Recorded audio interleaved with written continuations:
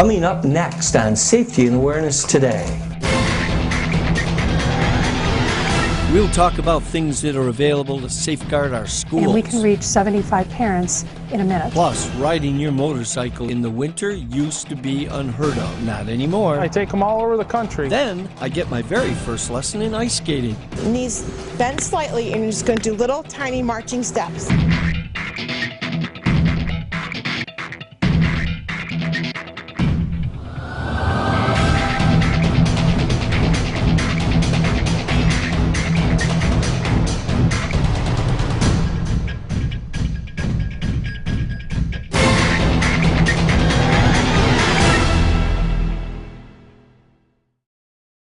Safety and Awareness Today, sponsored in part by Dream City Mattress.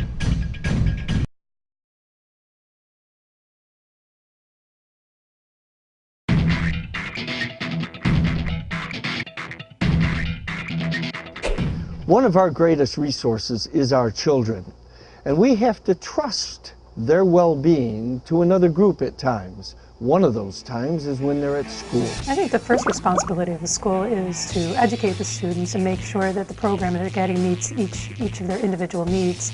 The second thing, with everything that's going on, throughout the world and here in our communities, is safety. We're responsible for the safety of every student that enters our building.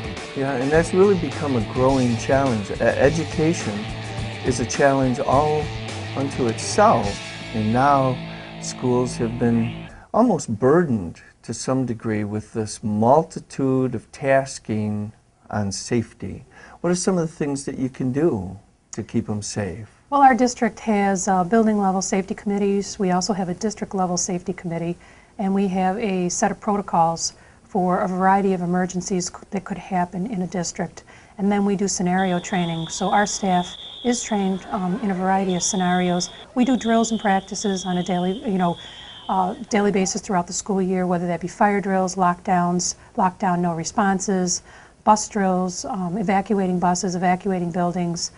We have the students practice. The other thing that we do is we have single points of entry that have now been locked down, that have cameras at those single point of entries with a buzz-in system. Well, we started out last year. We've had a lot of discussions about the camera and about the security here at our elementary building and throughout the district.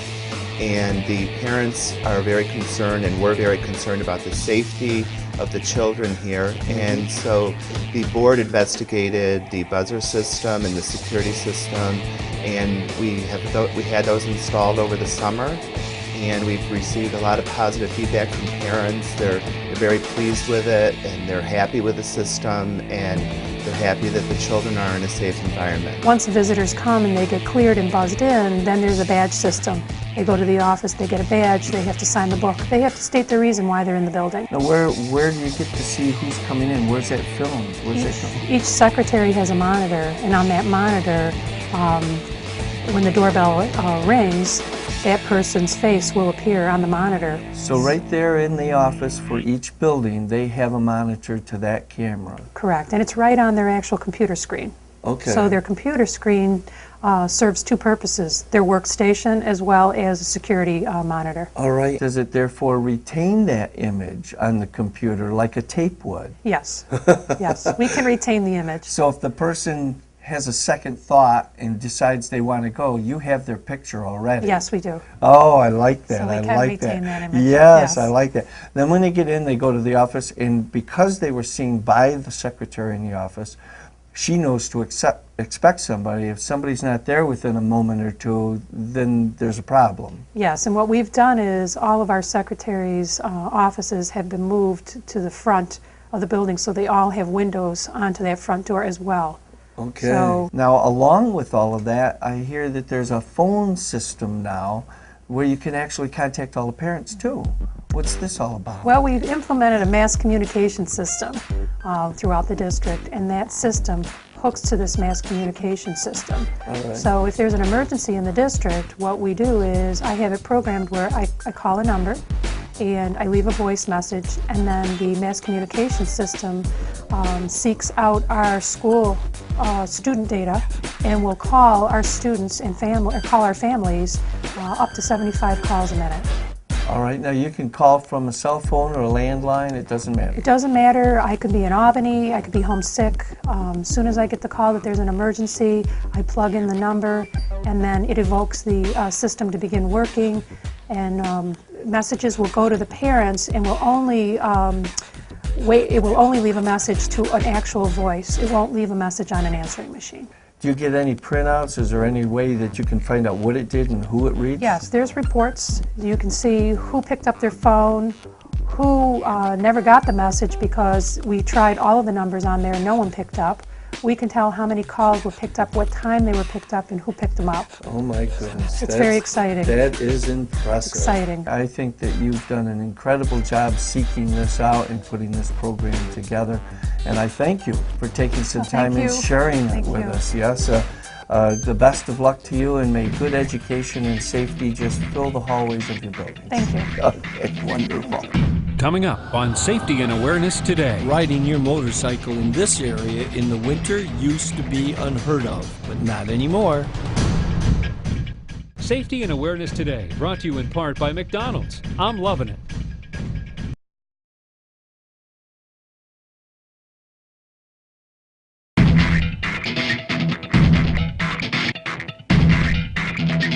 See these beautiful bikes? You can ride these beautiful bikes in the middle of winter, because these bikes can be transported south so that you can do so. And it's done by Brian Morris. I take them all over the country.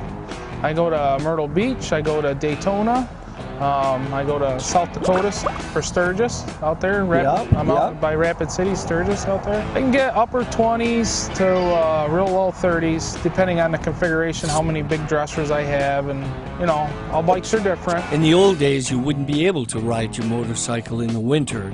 Now, Brian and his crew at Wild Wind Motorcycle Transportation can load up your bike and transport it wherever you want to go. I usually give them 9 to 11 days. I get them up here, we load them up, we take them down there, they fly in, their bike's sitting there ready to go, they have a good time, they bring it back, I load them back up, and they show up back up in New York. That's it. That's pretty much They all. take an airplane down. Yeah.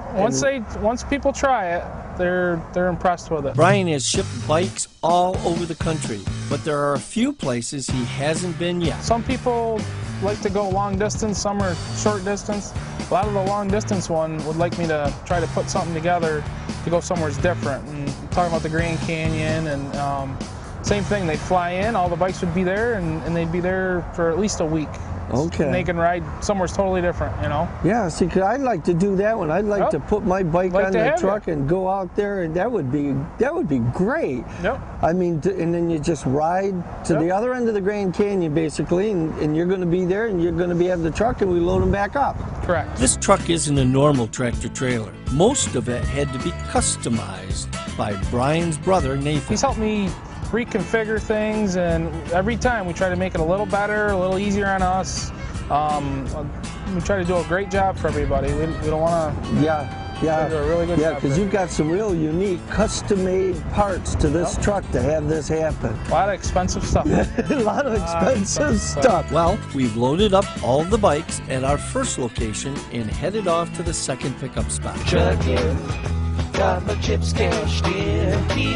On the way, Brian explains some of the equipment that is used to keep the bikes in perfect condition. What's this little sock thing I saw being used? Who makes those? Well, my mother made them for me. I went to Joanne Fabrics. I bought coat lining, and I was strapping my bike down, and I was thinking, what would I want on my bike? And so she made a whole mess of them. So she made all these, and that's what keeps that chrome on all those bikes just as perfect as if it just came off the showroom. I love it. Now that lift in the back, that's incredible. Now I mean, that's just genius, the way that's designed, so you don't have to use ramps, and you can bring those bikes up and down. Who designed that? My brother Nathan did. And I'm calling it a ramp. A lot of truckers, they use ramps. That's really a hydraulic lift, just like an elevator. So those long, custom-made bikes, they don't scrape or anything. They just get lifted up into position. Yes, you really got to watch it, because the bikes are getting longer. and longer, and you never know what you're going to run into. Yeah, and that really, and even that second bar that you guys just designed, that second bar, to tie them down in the back in a different way, so it really secures the custom-made bikes even more, doesn't it? Right, when it's really tricky to hook them down, then we come up with that, so again, it makes us very universal. Yeah, I've had a couple of the people have said that you are the best. You guys really do it first class. You take a personal interest in every single bike that goes on and in the truck, and they're going to arrive in the same exact condition as when they left. Correct. Now, you travel, you sleep in this cab, this becomes your home for the whole trip as you take the bikes down to Florida. Yes, it does. And you baby the bikes all the way down? Do you ever have anybody that makes the trip with you? Once in a while, I'll have a friend that goes down. It's usually another trucker, so he can drive some too. And I'll put his bike on, and while we're down there, when we get done working, we can have a good time too, you know? Incredible. Well, it has brought, today was a bitter, cold day. And the whole time we're loading those bikes, all I'm thinking is riding in 90-degree temperatures in the sunshine. Amazing. All they got to do is get on a plane and meet you down there. This is an impressive way to continue riding bikes year-round. It's great. Coming up on Safety and Awareness Today. The #1 injury is a bruised ego. I get my very first lesson in ice skating. March, why am I not moving? Looking for more safety and awareness? Log on to www.cnyhomepage.com.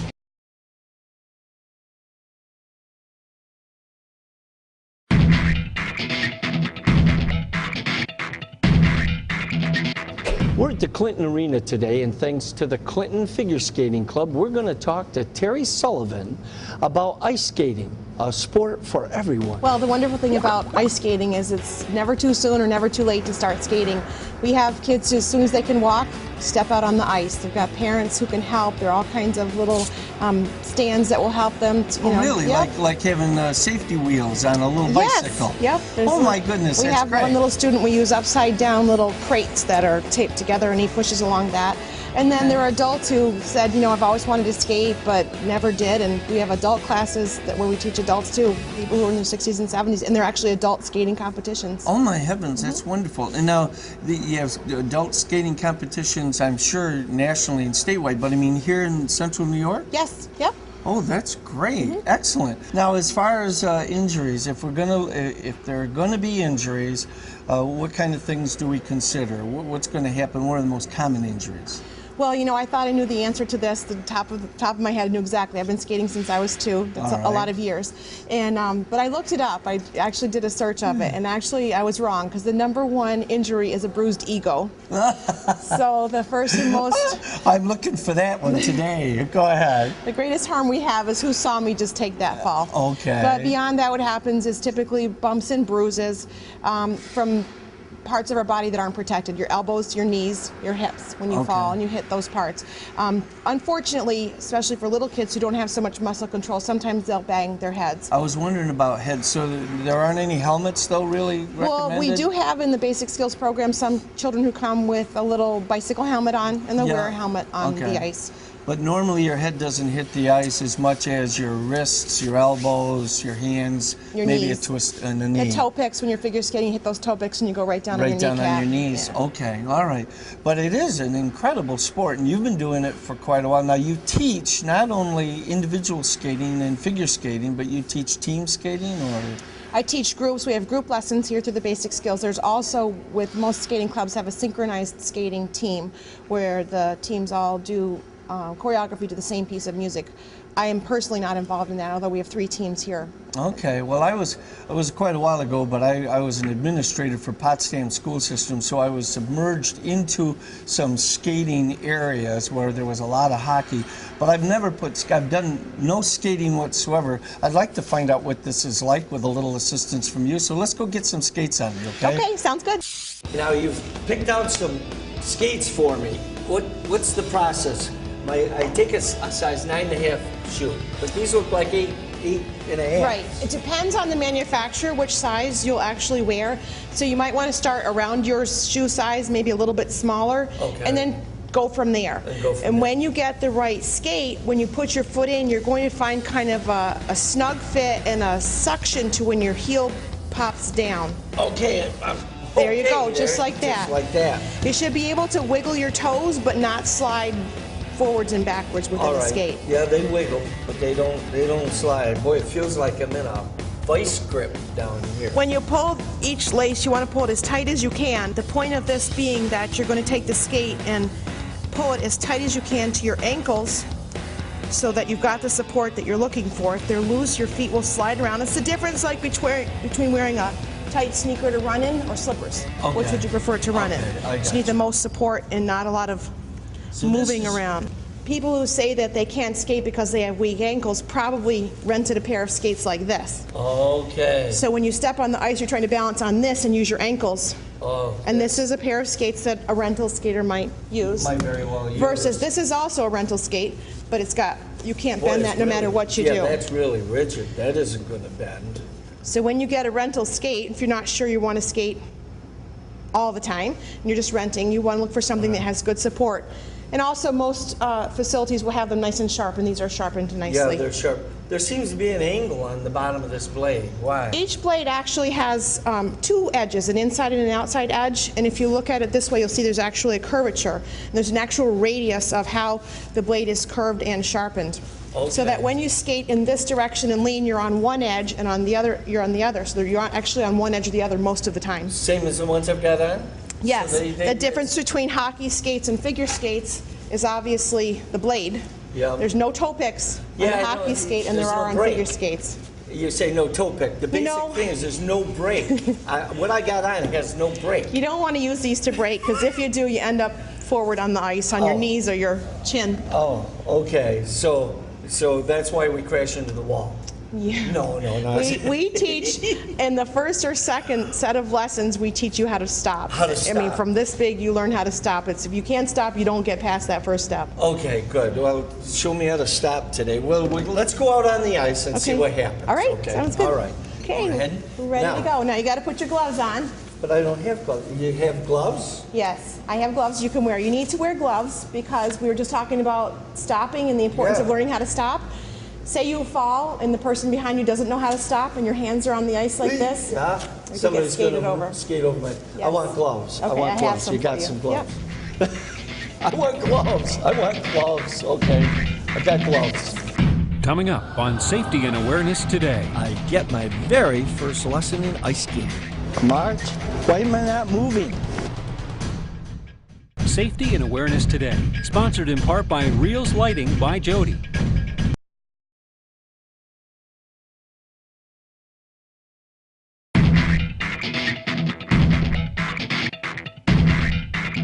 We've been spending some time at the Clinton Arena with instructor Terry Sullivan, going over some of the fundamentals of ice skating. Now it's time for my first lesson on the ice. Okay, the first thing that you're going to do is put one foot on the ice and get a feel for your blade sliding. That's... Okay, then you put your other foot out. That first feeling is just something else. Okay, then you put your other foot out. Hey! Okay. Now what you're going to do is put your hands out here for balance, knees bent slightly, and you're just going to do little tiny marching steps. Little tiny marching steps. Yes. And then 2-foot glide. Okay. Okay. Do I go down when I glide or just stay up? Well, there's the march, and then there's a glide, and then there's a dip where we're teaching. A dip. Yeah, and that teaches confidence and balance on your blades. Is that what that does? Mm-hmm. Okay. There we go. March. Why am I not moving?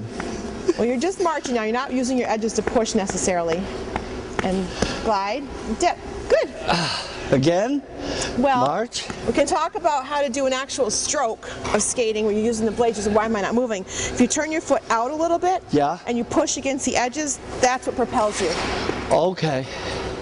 So I turn. I'll hold your hand. Turn your right foot out toward the boards. I feel like the movie The Bishop's Wife. You ever see that on the ice? Yeah, that was a beautiful. Put your feet back together. Turn your right foot out, your toe out. Okay, now bend your knees and just push your right foot back a little bit and together. Oh! That's what propels you. Cool. Now your left foot will do the same thing. Turn it out and back. Feet together. Skating away, skating away, skating away on the thin ice of a new day.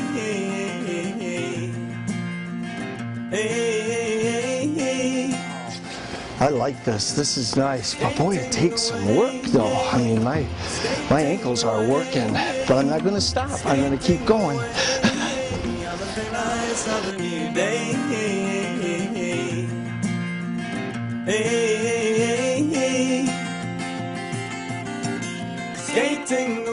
Safety and Awareness Today is looking for suggestions about areas such as sports, activities, or jobs where your safety or the safety of the community is involved.